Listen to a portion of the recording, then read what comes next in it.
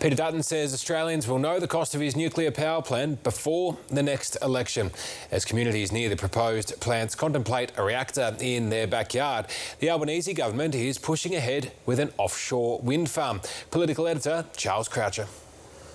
Standing on what was once the world's largest coal port, the Energy Minister announces the next phase of a planned offshore wind farm. Offshore wind's already playing a big role in jobs in the Port of Newcastle, will play an even bigger role in the future. 20 kilometres out to sea, an estimated start time of 2030 and to be built by Australian company OceanX. This is a concrete, practical, clear step forward. Upriver from the port, one site for the Liberal Party's proposed nuclear plan and one unhappy local member. Today, Peter Dutton announced his half-baked nuclear plan. He didn't have the balls to come to the Hunter and announce it here. Why was this announcement made in a city skyscraper? Why weren't they out on the ground? That's a great transition for those towns, and the jobs that are created there can underpin economic and jobs growth for literally 8 to 10 decades, up to 100 years. Both sides argue they're making use of our natural advantages. The coalition, our large uranium deposits and an existing power network.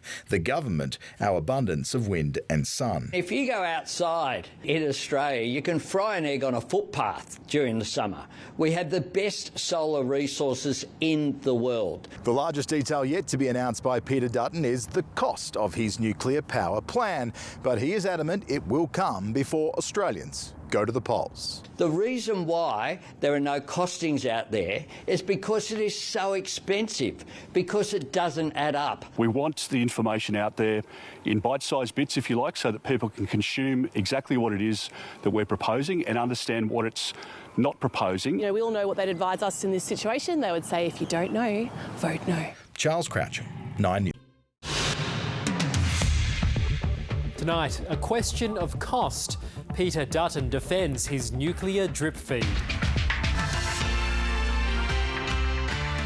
Good evening, Iskandar Razak with ABC News. Claims of fantasy costs and phony consultations are being hurled around as Anthony Albanese rallies his government for the fight against Peter Dutton's nuclear power plans.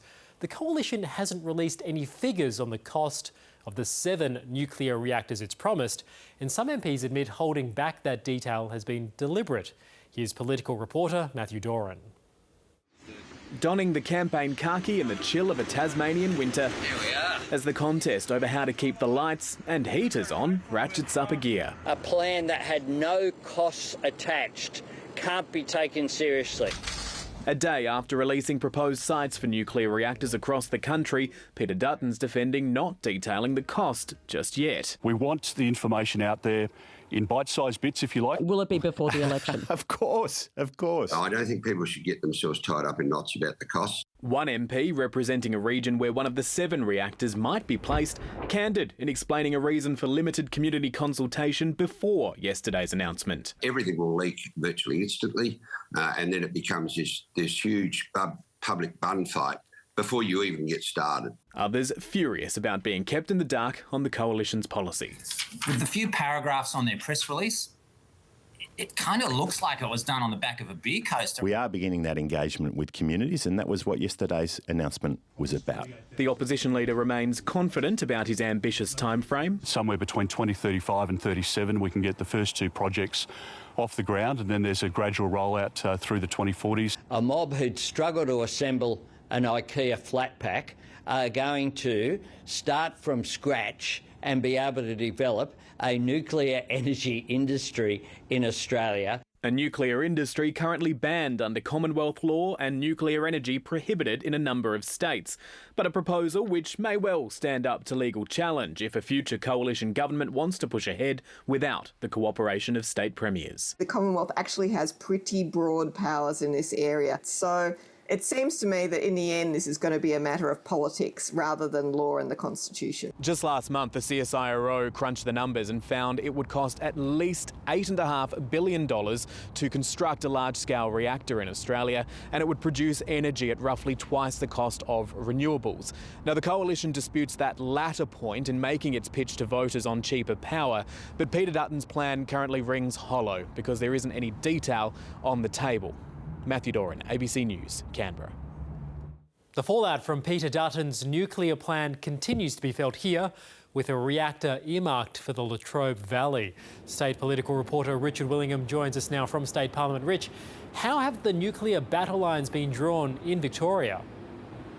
Well, good evening, Isk. The Labor Party, the Labor government here, is unequivocal in its support for a decades-long ban on nuclear activities in this state. And it said if Peter Dutton wins, they will not be for folding. They will not rescind that idea. Now, the opposition yesterday, John Pesutto, said they currently have no plans for nuclear power, but he did leave the door open to being part of a national discussion. And that has set a few chins wagging about whether this is a wishy-washy position or having an each-way bet. An interesting intervention today from former opposition leader Matthew Guy. Now, he in the past has said he is not in favour of nuclear power, but today he had some very interesting comments saying that if Peter Dutton won, he would have a mandate. A very powerful mandate, a mandate from the Australian people. And he will have every right to implement his mandate. No state government will have the right to stand in his way, just like the Hawke government with the Gordon below Franklin Dam in